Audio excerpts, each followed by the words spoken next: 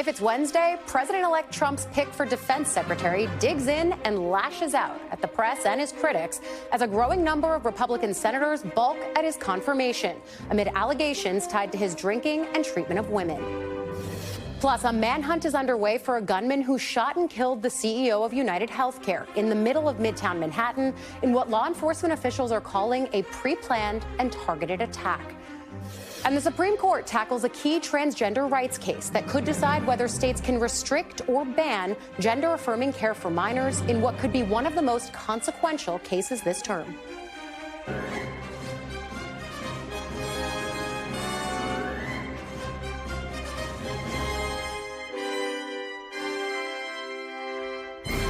Welcome to Meet the Press Now. I'm Ali Vitale in Washington. As President-elect Trump's pick for defense secretary is vowing to fight on, his selection appears to be in serious peril.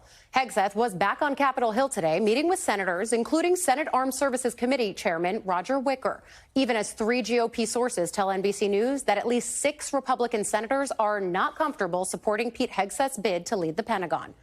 That comes as NBC News reports that 10 current and former Fox News employees say Hegseth's drinking concerned his colleagues. 2 of them said Hegseth smelled of alcohol before he went on the air on more than a dozen occasions. One of the sources said they smelled alcohol on him as recently as last month. Hegseth says he spoke to President-elect Trump this morning and that Trump told him, quote, "I'm behind you all the way." Here's Hegseth with SiriusXM's Megyn Kelly earlier today. He said to me when I left his office when he chose me, besides what he said about being a warfighter, we can get into that, you're going to need to be tough as You're going to need to be tough as But he paused again as I was walking away and said, but you're the man for this moment. Ultimately, he reiterated the same thing this morning. Hey, Pete, I got your back. It's a fight. They're coming after you. Get after it. Also in that interview, Hegseth denied allegations he has a drinking problem. He denied allegations he sexually assaulted a woman in 2017. And he lashed out at the media, claiming a, quote, smear campaign against him. He acknowledged personal struggles, though, like cheating on his wives, and he vowed to stop drinking altogether if he runs the Pentagon. Hegseth also telling Megyn Kelly about his discussions with the president-elect about overhauling the Department of Defense. Clean house of the woke crap. All that stuff, all the climate stuff and the CRT and the DEI and the genderism and the get rid of it. Let's bring the Pentagon back to the people, the people's Pentagon for warfighters. And that's the message he gave to me that I've projected back to senators, and it resonates. But on Capitol Hill, some Republicans are now expressing concern or at least caution about Hegseth's nomination. The articles I've read, yeah, some of them are concerning. I don't know if it's true or not, but he'll go through the process. He'll be asked about it. We'll see what happens. These allegations that have come up just in the last 12 to 14 hours are a surprise to all of us. And so, yes, he does need to address those because this was not something of which we were aware, nor was President Trump aware. And with Senate support seemingly wavering, sources familiar with the decision-making telling NBC News alternate names are already being floated to replace Hegseth, including Senators Joni Ernst and Bill Hagerty, as well as Congressman Mike Waltz, who's currently Mr. Trump's pick for National Security Advisor. Also apparently in the mix is Trump's one-time primary rival, fellow Florida man, Florida Governor Ron DeSantis. Joining me now, NBC News senior national security correspondent Courtney Kuby, NBC's senior Capitol Hill correspondent Garrett Hake, and NBC's chief political analyst Chuck Todd. We'll call you senior just for fun. Call me senior citizen. That's how I feel. Boy. There you go. Courtney, first to you. Take us behind your reporting. You spoke with current and former Fox employees about how significant the recency of these allegations could be regarding his alleged drinking, too. Yeah, that's right, Ali. So our colleagues Chloe Melassen, Sarah Fitzpatrick, and I, we spoke with 10 current and former Fox News employees. And over the course of a matter of years, from the time that Pete Hegseth started at this popular weekend show, Fox and Friends, in 2017, up until relatively recently, these individuals laid out this pattern of behavior by him during this time. And it included him showing up at some cases minutes before the show was on the air and sometimes talking about being hungover, not having slept much, not sleeping at all, coming straight into the show after being out, and in some cases, even still smelling of alcohol from the partying from the night before. Now, these individuals, I should say, they did not give us cases where he didn't show up at all or where he was visibly drunk on the air. But this kind of behavior caused pressure and stress for the staff on that show, and they laid out how it really impacted the individuals who are working on the show every single day. Look, everyone here who we're talking to, including our senior citizen, Chuck Todd, know we all know what it takes to put together a television show. It takes a universe of people. And when you have someone who is coming in and who's causing that level of stress and anxiety early in the morning and adding in an element of instability, it really impacts many people on the show. Now, I should say the Trump transition team, they completely denied this. They called the allegations false. You played a little bit of Pete Hegseth on Megyn Kelly's podcast today. He also denies it. He does acknowledge that he has, had a drink in the past, including when he came back from deployment. But he said that he's never been accused, or no one's ever told him that he needs to go to rehab or he has a drinking problem. Again, though, I will say this was a story that we worked on for about 3 weeks. Yeah. We spoke with even more than the 10 individuals who are cited in this story. It was very well reported. And the one thing I will say, Ali, that might be lost on people who are listening to this reporting or reading the story, many of the people we spoke with we're not trying to go after Fox News here. Yeah. This wasn't an allegation against the channel or the network or the show even. These were people who, just about every one of them, had concerns about his character going into a job like Secretary of Defense. And I really feel strongly that the people we were talking to, that was the motivation here. It wasn't about smearing this man. It was about concerns about his eligibility for this job, Ali. Yeah, and Court, your reporting is always so tight. That's why we look at stories like this as important as they are. But also, I mean, can you extrapolate out from this specific instance that you're talking about? I mean, a show is a few dozen people tops. I mean, I think people wish their shows were larger than a dozen from a staff perspective. He's now being tasked with being in charge of an agency of hundreds of thousands at this point. I mean, why are these examples that you tease out indicative of a potential problem should he get this job? Yeah, and I have to say, it's been really fascinating to watch from the time that Donald Trump announced him as his pick to be Secretary of Defense until today. At the beginning, there was a lot of talk about the policy decisions he might make. Women in combat, transgenders serving openly and having access to health care within the military. That has really shifted to his character and his background and the jobs that he's had in the past that would make him really eligible for this. The reality is the secretaries of defense that we have had in the past have consistently had usually decades of experience running a government agency, running the military, 4-star generals who we have right now, a retired 4-star general, but people with extensive experience in running large institutions. And he simply doesn't have that. He has the military experience, but he never was in charge of anything larger than a platoon. So he was never really in charge of a large group of people. Yeah. I also think that I hope it's not lost on our viewers just the magnitude of this job. 3 million people, $900 billion budget. It's overwhelming even to people who are the most seasoned government employees, Ali. Court, thanks so much for bringing your latest reporting.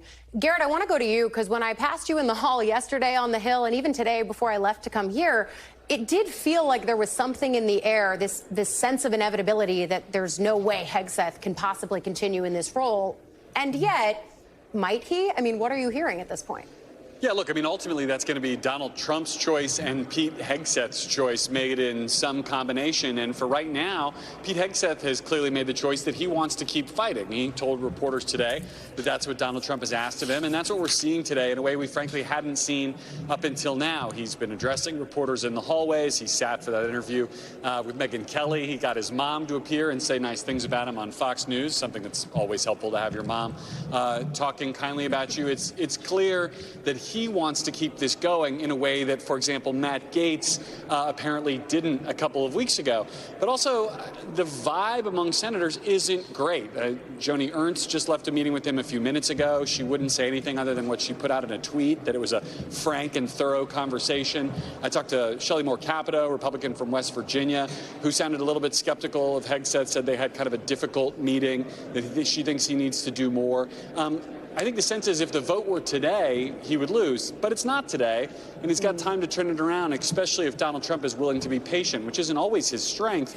But it does seem like he's not ready to pull the plug on Hegseth, at least not today. Yeah, patience not his strong suit, but neither is backing down from a fight. That's right. I mean, where do you get the sense this goes from here? And also, what do you make of the fact that even if Hegseth is keen to fight on this, they're floating other names publicly at this point?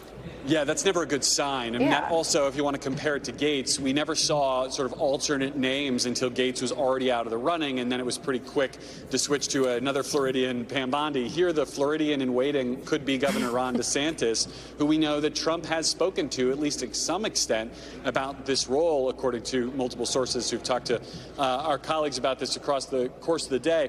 I'm not convinced that DeSantis gets over all the kind of mutual distrust and disaffection between the various Trump and DeSantis camps and ultimately gets selected for this job if it doesn't go to Hegseth. But just the fact that this continues to be an open conversation suggests that Donald Trump may not be in this for the long haul with Pete Hegseth.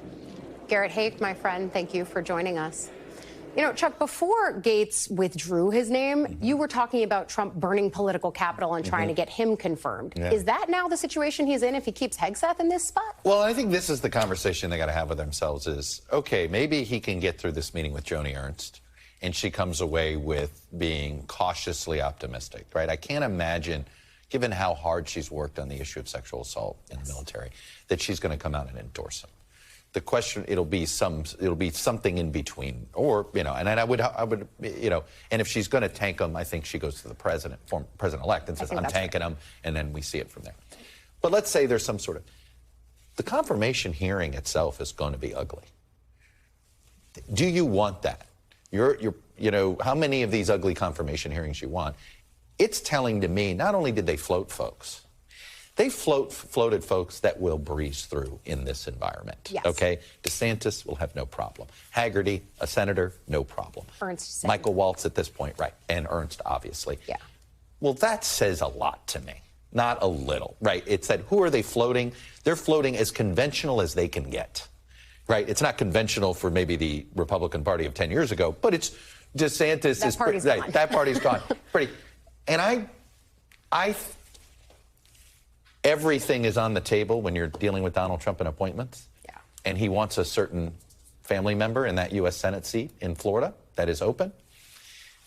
You can't tell me that the DeSantis float of Defense Secretary Laura Trump for U.S. Senate down there in Florida, that they're somehow disconnected.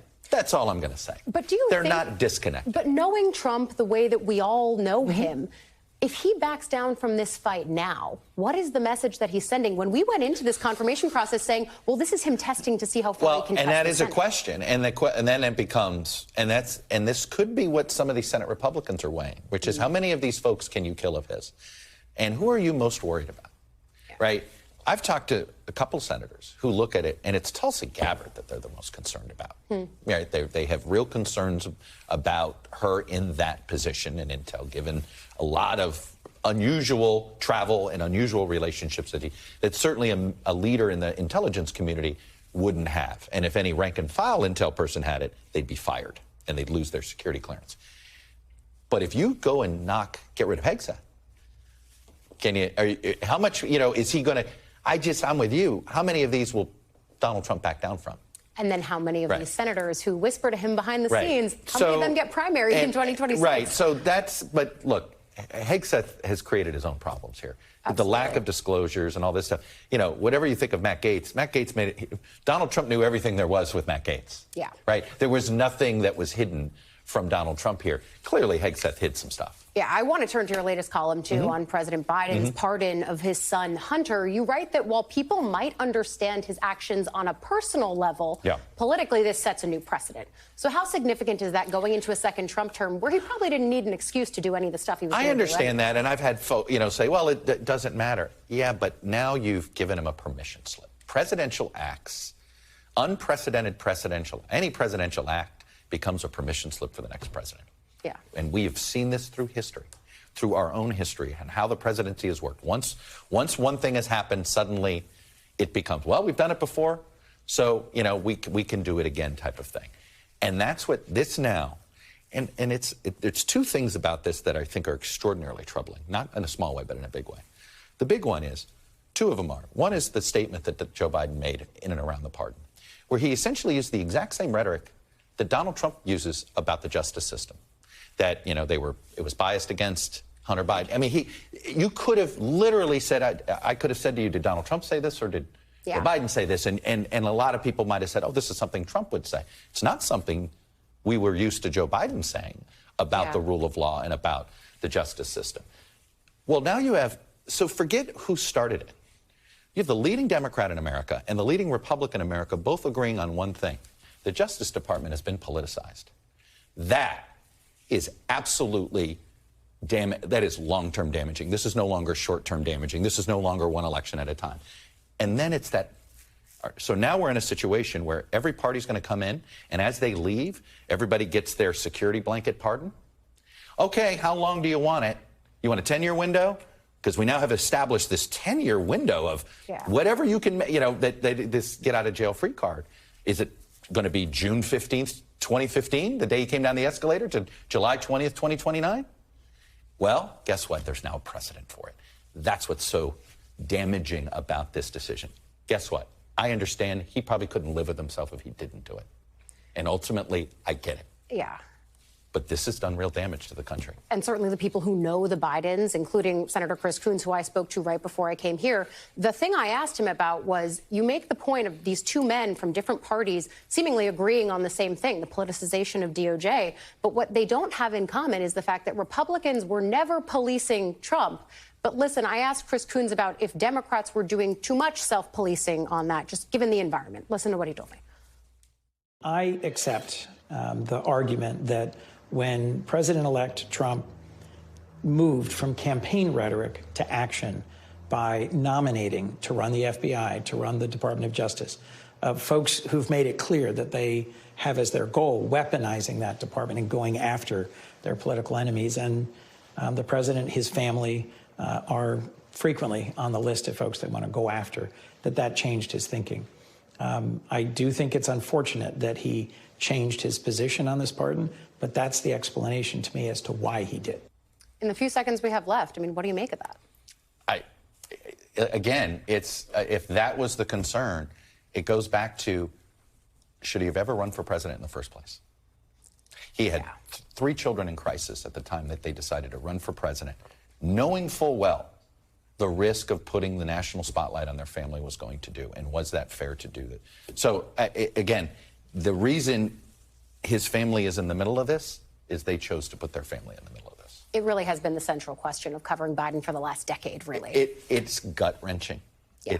It makes the phrase Shakespearean more relevant in this case than I think any political story I've covered. I thought it was absolutely apt that you wrote it that way. Thank Chuck Todd, senior, chief, whatever you want to be Just called. Just look at my senior citizen. Okay, I'm not there yet. Senior in our hearts. There you go. Chuck Todd, thank you. Thank you, Al.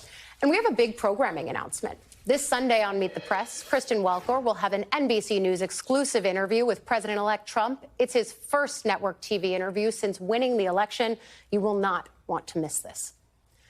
Coming up, the Supreme Court hears one of this term's most consequential cases, and it could have sweeping implications for transgender rights and health care across the nation.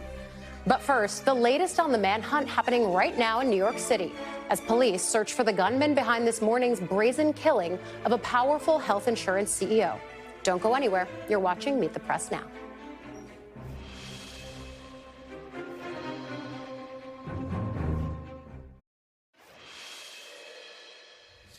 Welcome back. We're following breaking news of a manhunt underway in New York City. Police just released these photos they say show the suspect who brazenly shot and killed the CEO of UnitedHealthcare in Midtown Manhattan.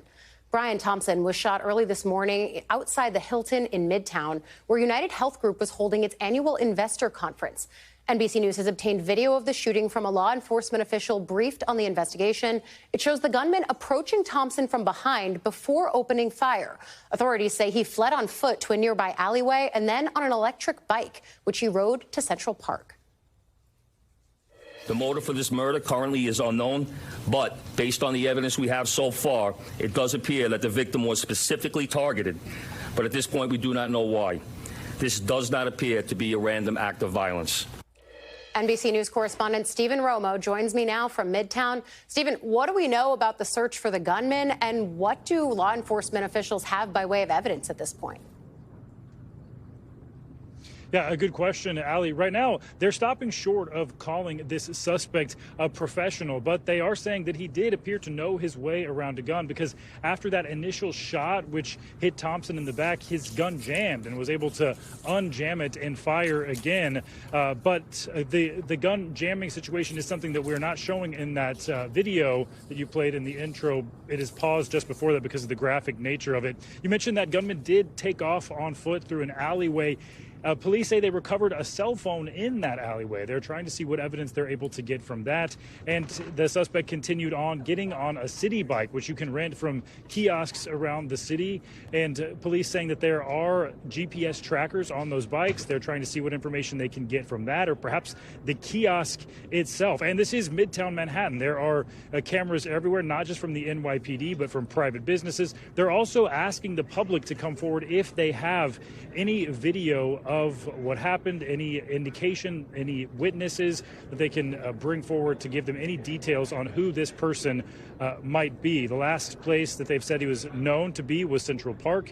And with that gray backpack that we're showing, that distinctive gray backpack, something that he could easily take off, by the way. The 30 Rock tree lighting, of course, is tonight as well, Ali. And there are a lot of people here right now.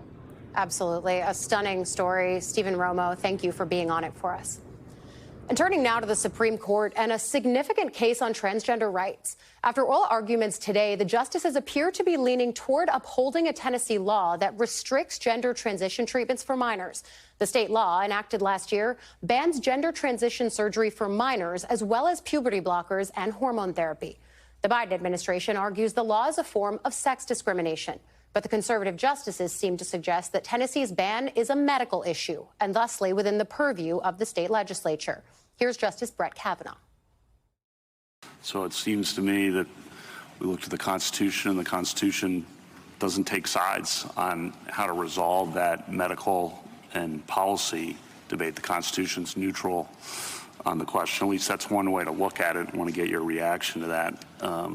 If the Constitution doesn't take sides, if there's strong, forceful, scientific policy arguments on both sides in a situation like this, why isn't it best to leave it to the democratic process? Justice Sonia Sotomayor, however, challenged Kavanaugh's suggestions about the democratic process. When you're 1% of the population or less, very hard to see how the democratic process is going to protect you. Well, Your Honor, you blacks were a much larger part of the population, and it didn't protect them. It didn't protect women for whole centuries. Joining me now to break it down, NBC News Justice and Intelligence correspondent Ken Dilanian, and also with us, Joe Yerkaba, a reporter for NBC Out who covers the LGBTQ+ community for NBC. Ken, I'll start with you. I mean, what does this Tennessee law even require and say? It's an outright ban on gender-affirming care for minors. And the tricky constitutional issue here was that it wasn't enough just to say this discriminates against transgender people. The argument had to be that it discriminates on the basis of sex. And the advocates for the law said, well, actually, it doesn't. It treats boys and girls the same way. And that went down a very complicated road about different scenarios, because there are other uses of these drugs, puberty blockers and other kinds of drugs that aren't about transitioning. And so there was a comparison there. But the conservative justices seem to be very skeptical of that argument. And then they also brought in the policy debate that's going on. And for example, in Europe, the medical consensus is more skeptical than it appears to be here in the United States about these interventions for minors. And in the UK, they're restricted. And a lot of the conservative justices were talking about that and saying, wait a second, this isn't even settled medicine, so why should we 9 justices who aren't doctors be weighing in here? And that's where it seems to rest. It's a fascinating case. I think also the other piece of this is it's the Biden administration that's right now arguing this case. So does that just end when the Biden administration does? Well, it's going to be a really interesting scenario. The Trump administration may change sides, and then the Supreme Court would have to confront what to do with that, about that. They could grant standing to some other folks and continue with the case. It does seem like they want to rule on this. I mean, these arguments were supposed to last an hour. They lasted 2.5. So the justices were really kind of into the discussion today. So it remains to be seen how that plays out. Joe, you cover this all the time. Can you talk about the far-reaching ramifications that this case could have if it's decided in the way that we seem to be reading these tea leaves?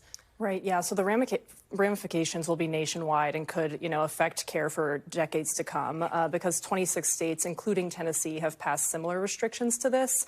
And I've been talking to families over the past 3 years as these restrictions have taken effect about how they've had to leave their home states to try to continue access to care for their children. Some have even, had to drive up to 5 hours. For example, I talked to a parent the other day in Missouri who drove 5 hours from St. Louis to Chicago to continue care for his child. So this will have implications for families across the country. I know I was reading some of the reporting that you were doing about how they would have to drive just over state lines in order to even just do a telehealth appointment to continue getting the kinds of medication that they need. I know that we're talking about this in the sense of how it would apply to people who are trying to transition. But the other piece of this that I can't help but wonder is, could this have impact in spaces like youth sports, where we've seen Republicans consistently try to make this an issue? Are these tied in any way? Yeah, that came up during court today, and it's really unclear. The ACLU argued that they wouldn't be tied together because the state would be relying on a completely different set of justifications for that kind of law. And it is important to note that when the ACLU has sued against the sports restrictions, they've relied on arguments related to Title IX, whereas today they were relying on arguments related to the Equal Protection Clause of the 14th Amendment. So it's really different. When you look at cases like these and the way that Republicans have focused on this issue specifically, are there other things coming down the pipeline that you know of, because you cover this all the time, that maybe the general public is just not paying attention to? If not this case, what comes next? Right. Well, what a lot of folks don't know, I think, is that this case could have effects on adult care as well, because the same argument has been used, for example, to argue against restrictions on Medicaid funding or private insurers not covering trans health care for adults in North Carolina and West Virginia. So if the Supreme Court says, no, this isn't discrimination based on sex, to exclude this care for transgender people, then it could undermine that argument, which is trans people have told me they're really afraid of, particularly because the Trump administration has promised to bar Medicaid funding completely, and that would affect adults as well. You were nodding about this. Yeah, that's what some of the liberal justices admonished the court to consider. It's not just about the state bans. It could be soon about a national ban, so we could have far-reaching implications. Absolutely. Thank you both so much for covering all of this for us, Joe and Ken. Coming up next, new year, new Congress, same old chaos. The final House results are in, and Republicans will have the narrowest majority possible. I'll talk to a top House Democrat about the bumpy road ahead. You're watching Meet the Press now.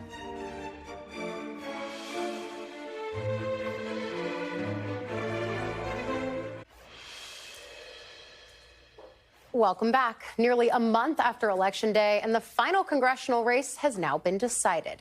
In California's 13th district, Democrat Adam Gray defeated incumbent John Duarte by just 187 votes. That makes it a pickup for Democrats and one of 2 seats they netted this cycle.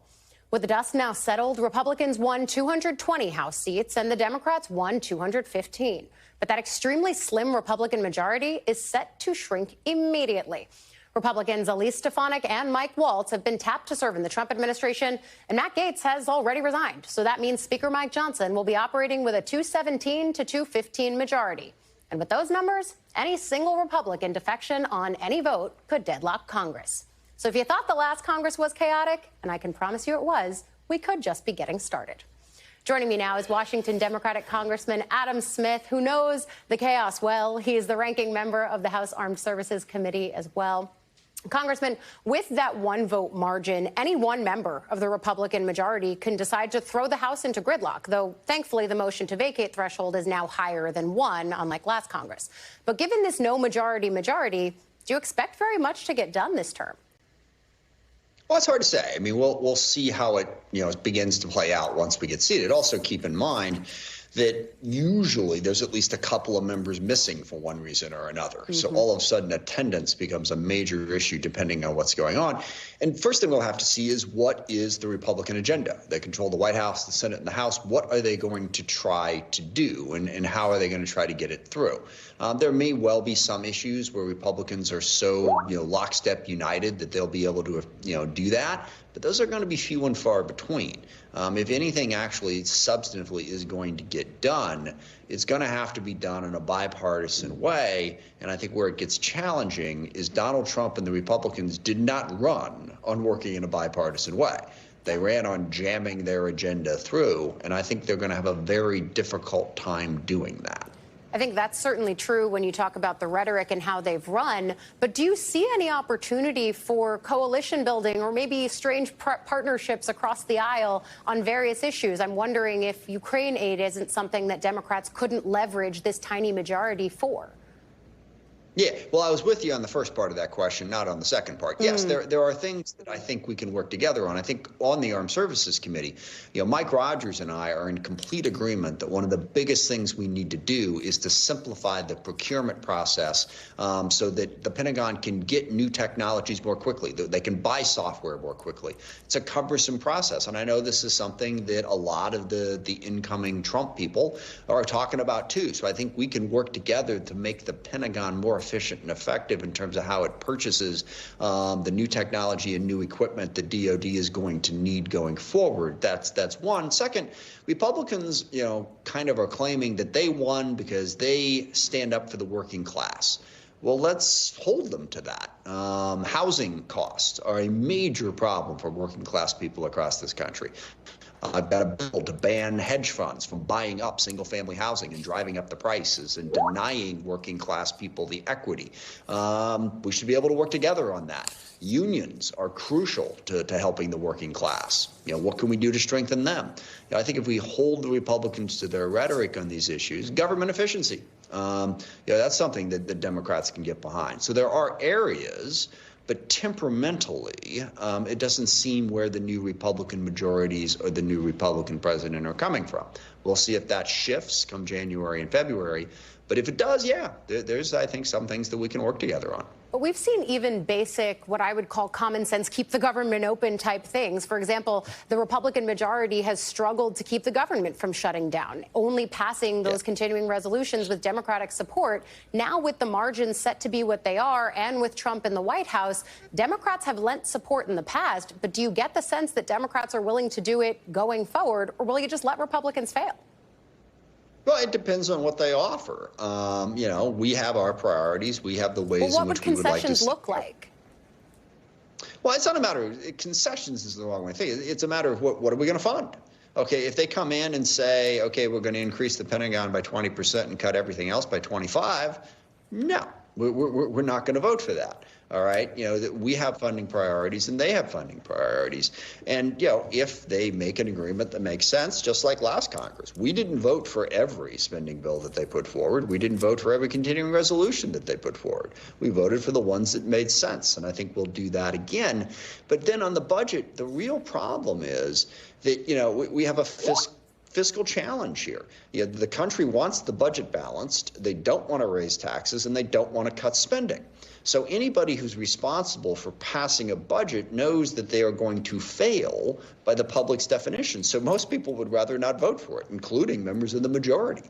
That's what makes it difficult to get to the number of votes necessary to keep doing the basic of funding the government. There's just such disagreement on how to do that. Yeah, and we've watched the appropriations process really struggle the last few years. But I want to turn to some of Donald Trump's nominations for his cabinet now. You're the ranking member on the Armed Services Committee. You talk to people in the defense sphere constantly. What are they telling you about these nominees, and how have those conversations evolved with each new twist of information, specifically around Hegseth?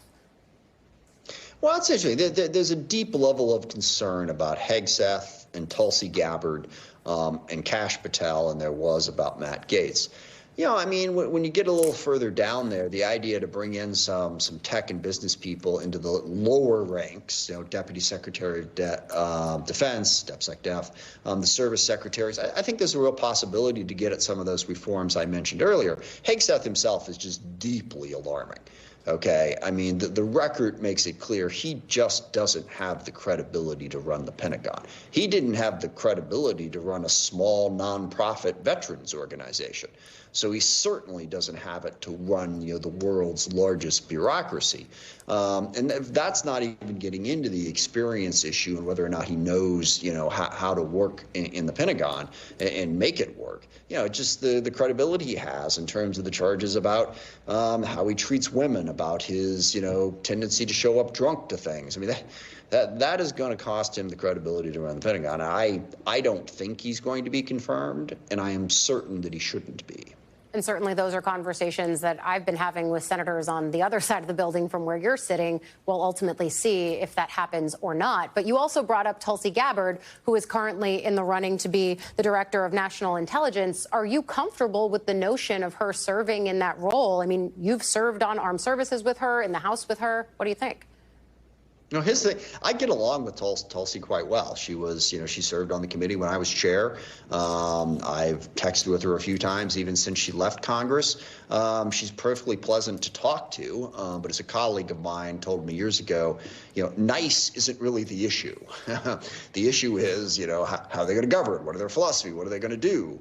And I think there's considerable cause for concern. Her relationship with the Assad regime, her tendency to parrot Putin's talking points on Ukraine, all very troubling. And then add to that the lack of experience in the intelligence world.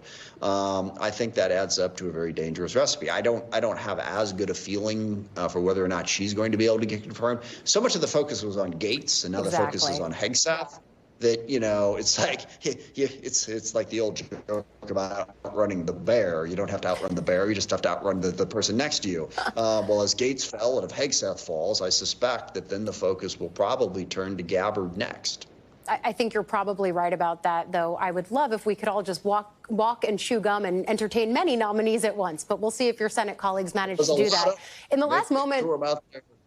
In the last moment that we have, I just want to turn to the state of your party overall. In a video you put out after the election, you said that the Democratic Party is a broken brand and that it desperately needs fixing. What did you mean by that? And is this a policy problem or a messaging problem or both? Well, as a starting point, I meant just that. And I'm actually having this, argument a little bit with my leadership. I mean, there's a tendency, I think, of our leadership to say, well, we won those 2 seats in California. We got to 215. And my goodness, if, North Carolina hadn't done their redistricting, we would have been fine. Right. That's not the way I think we should be interpreting this election. I don't think putting a happy face on this is the right approach. And don't get me wrong. I mean, I've been involved in a lot of different projects and efforts, and they don't always succeed. And sometimes they don't succeed. And, it wasn't because of anything you did fundamentally wrong. Do a couple tweaks here, a couple tweaks there. So point number one is I don't think we're in that situation. I think our coalition is fundamentally broken by the way in which the working class has come to think of the Democratic Party as not representing them. So big thing number one, we're fundamentally broken. Big thing number two, the far left, their ideological approach and their ideological rigidity on a number of issues, on immigration, on identity politics, on crime, on drug abuse, I think is a major problem. And just papering over that and saying, well, we don't run on those things anymore. So it's still a problem. It's still the way the people perceives the Democratic Party. And look, I'm a progressive. I just want the progressives to update their thinking a little bit so that their message and their policies work. I live in Seattle, King County, the land of very far left government. It ain't working, okay? Crime is too high, homelessness is too high, drug abuse is out of control, and government isn't running an efficient and effective way because we're prioritizing identity politics over efficiency and effectiveness. I know we're out of time, and I'm going to throw one more line at you just very quickly. They like to say in King County, we view everything through an equity and social justice lens. And I want to say, can you view maybe a couple of things through an efficiency, effectiveness, problem-solving lens? Can we get a pair of bifocals on that? I think we need to work on those things. I think it's a bigger problem than some people are saying. I think we can fix it, but not if we pretend like we don't have a problem. I think certainly you're going to have some very interesting Democratic caucus meetings ahead of you. Congressman Adam Smith, thank you for joining us. We'll be right back with more Meet the Press Now.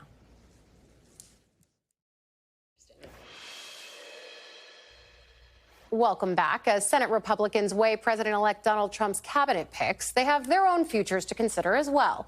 And going against the wishes of the next president could come with consequences. Take South Dakota's Mike Rounds. He expressed his support for current FBI Director Christopher Wray a day after Trump said he would tap hardliner Kash Patel to lead the agency. That led to Trump ally and richest man in the world, Elon Musk, posting on social media, quote, "Those who oppose reform will lose their primary/election, period." Joining me now on set is Molly Ball, senior political correspondent for The Wall Street Journal, Juanita Tolliver, Democratic strategist and NBC News political analyst, and Jay Shabria, Republican strategist and longtime advisor to Vice President-elect J.D. Vance. So, Molly, is the conventional wisdom right that if a Trump pick makes it to the floor, they're likely getting confirmed? And really, do these threats that we're seeing from people like Elon Musk dissuade anyone from stepping out of line ultimately? I don't think so. I think, Elon Musk also tried to make Rick Scott the Senate Majority Leader. And how did that go? 12 votes, right? Exactly. The Senate is an institution that guards its prerogatives very zealously. Now, look, they are Republicans. They want to be on the team. They want to be team players, and they want to help Donald Trump be successful. So they want to help him get his picks in if they are acceptable. But they take their responsibility, as you know, of advising consent very seriously, and they're not going to be bullied by outside forces. So I don't think we know, to your question, whether if they get to a hearing, are they guaranteed? I think there's a long way to go until that point. But I don't think it is the case that the Elon and the rest of the Twitter right can just go after senators who say something, and that's going to change their votes. Or they can, and we'll end up seeing, right? We saw Rick Scott's Twitter campaign end up backfiring on him because senators didn't necessarily like that. Exactly. But I think, Jay, you're at this interesting nexus of knowing people who are both senators in J.D. Vance, but then also the incoming vice president. So when he's having these conversations, I mean, what do you think it's like behind closed doors for senators who want to maintain that independence of advise and consent, but who also recognize they've got an R after their name? Well, look, I think everyone is a team player, to Molly's point. I think they want to make sure that these folks get through. I think there's also an important thing to understand is why Republicans won this election. It's to actually kind of like remake Washington and to try to change the way things are. People outside this bubble, they're tired of the way things are working. They're tired of what they've been experiencing. And I think that's kind of the message with a lot of these picks, which sometimes they're off the wall. Sometimes there are people that picks that people just don't quite understand why they're there. That's what they're here to try to break the system, try to break it down for people. And I think that's what a lot of the conversations behind closed doors are about. Are they going to abide by the will of the people, or are they going to try to abide by Senate norms? And that's going to be that's the real battle point there. I think I would get that if the conversation around Hegseth right now was about the things that he said about women in the military or about the future of transgender folks being able to serve. But the conversation about him is all about these misconduct allegations in his past. So was there no better disruptor to be found? I mean, they're wasting political capital at this point to confirm people with pretty problematic allegations in their history. Well, are they really wasting political capital, or is it a strategy? I mean, look, they're launching a ton of strategy. Well, there's always strategy behind what Donald Trump does. That I can tell. It's 100%. I mean, this is one of the most brilliant politicians I've seen. I've been convinced of that. I mean, look, they're launching 1 million missiles right now through the Senate, and will a couple be knocked down? Matt Gaetz, sure, but they're going to get a lot of change agents through. And I think Hegseth has a real chance to survive, too. And I think they're going to fight for him, and I think he's got a chance to survive. Juanita, I've been struck by almost how quiet Democrats have been during this. Certainly, they've voiced their opposition to the kinds of nominees that have been coming up. But I don't think it's been as loud as I've seen it in past controversies. What are they doing? Are they biding their time? I mean, how are they watching this at this point? I think it's sit back and watch the Republicans tussle with each other, right? Because even though when we look at Hegseth, for example, it runs a similar track to what happened to Matt Gaetz in that you have more than 3 senators saying they're not comfortable. I think the number at the latest reporting was 6. Yeah. And so they're just waiting to see what happens next, because I disagree that what Trump does is strategic. He's just throwing things at the wall to see what sticks, or, as Representative Adam Smith says, deflect from some of the other people he's nominated, like a Tulsi Gabbard. Well, I think that's actually my question. Yeah, go ahead. No, to build on what you just said, I think that's true. I also think what I've heard from a lot of Democrats is they feel like last time Trump was elected, they overreacted to everything. And it led to a situation where people just expected Democrats to hyperventilate no matter what Trump did, so people stopped listening. And so I think some of it is Democrats are just discouraged, but some of it is they want to try to be more strategic, and when they are opposing Trump, to do it in a way that feels actually called for. I think ultimately when you read the tea leaves on this, do you think Hegseth is able to grind it out? Well, I absolutely think he is able to grind it out. I mean, look, I think that Trump has a willingness to. He's backing him. He's 100% behind him, and I think there's a good reason for him to be behind him. And I think they're going to fight this thing out. Look, you never know exactly what's going to come out, and I think one of the things that's important about this is there's a process through this. This is not going to be fought out through the media. This is what I think the ask is by the vice president, by the president, is let's get this to the Senate confirmation hearings and let's fight it out there. And I think that's a fair ask. It's the season of the confirmation battle, but it's also the season of the farewell speech. Today we heard from Utah Republican Senator Mitt Romney. Let's take a listen to that. There are some today who would tear at our unity, who would replace love with hate, who deride our foundation of virtue or who debase the values upon which the blessings of heaven depend. A country's character is a reflection not just of its elected officials, but also of its people. I leave Washington to return to be one among them and hope to be a voice of unity and virtue. For it is only if the American people merit his benevolence that God will continue to bless America. How does a speech like that ring in today's environment? You know, it's such an incredible arc for Mitt Romney looking back, you know, to him being the Republican nominee in 2012 and now so obviously having no place in this party at all anymore. And as much as I think, you know, he wanted to go out on a meaningful note, he sounded a bit discouraged, sounded a bit defeated, not just because he failed to solve the national debt, but also because so many of the aspirations that he had for our politics, he feels are not the direction that our politics is going right now. So it's quite a dramatic arc that Mitt Romney has undergone over the past decade, and he really finds himself now a man without a party. I think that's right. And I also think that this version of Congress that Trump is coming back to in many ways is so different than the one that he was able to come into in 2017. Gone are the Paul Ryans and the others who might have said no, or I don't think that's a good idea. He's got a lot of allies here. I mean, what does that say for the way that Washington previously functioned in bipartisan fashion? I mean, does it make it harder? Does it make it easier? It certainly makes it, in some ways, easier for Trump. Well, easier without, but you got to take into the context the limited margins that he has, especially Certainly in the true. House, when we know one of the We were big talking about that. agenda items for Republicans is gutting government funding or repealing the Affordable Care Act. When you have a margin where Marjorie Taylor Greene can stand up and say, I'm voting with Democrats or I'm just not showing up today, that is the recipe for chaos. And so I think you said earlier, last Congress was chaotic. Expect that to go to the nth degree in the next one. I can just confirm it 100%. But I would also say this, too. Look, there are going to be a lot of Democrats that are tired of not being able to get things done, especially under a Republican Congress. And they're going to say, look, this is not the Republican Party of Ronald Reagan. It's not the Republican Party of George W. Bush.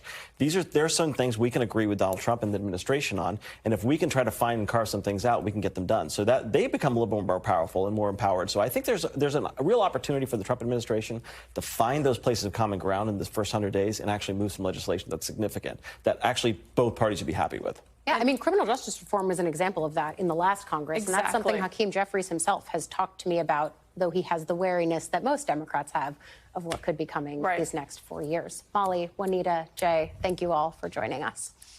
And still ahead, the very latest on South Korea's volatile political situation as lawmakers move to impeach the president over his attempt to impose martial law. You're watching Meet the Press now.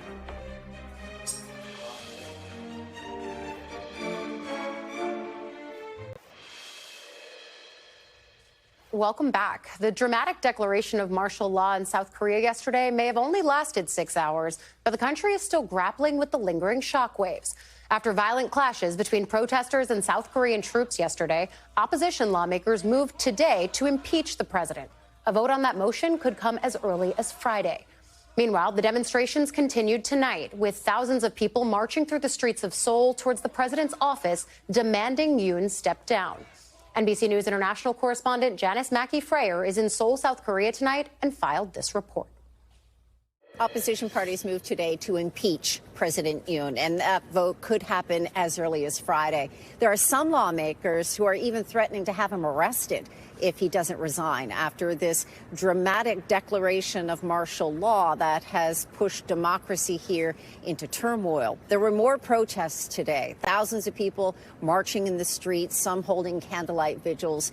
We went to the National Assembly building where it was a much different scene than 24 hours before, when the military was pushing into the legislature, at times through smashed windows.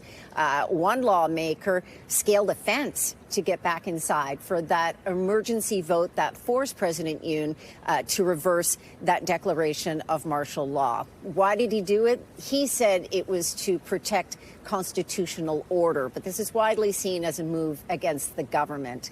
It's no secret that President Yoon and the opposition have been locked in a bitter standoff. He saw martial law as a way of breaking that political deadlock. It was a risky move, and it backfired. So the question is, what happens next?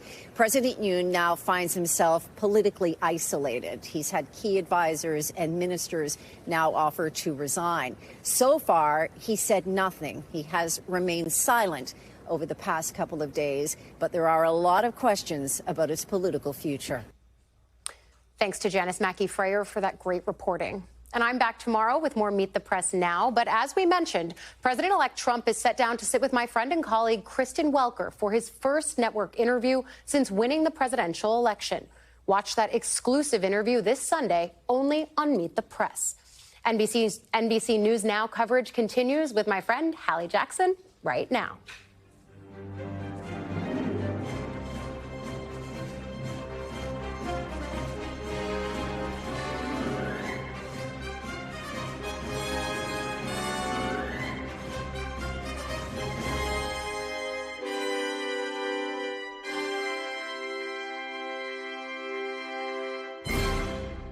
Thanks for watching. Stay updated about breaking news and top stories on the NBC News app or follow us on social media.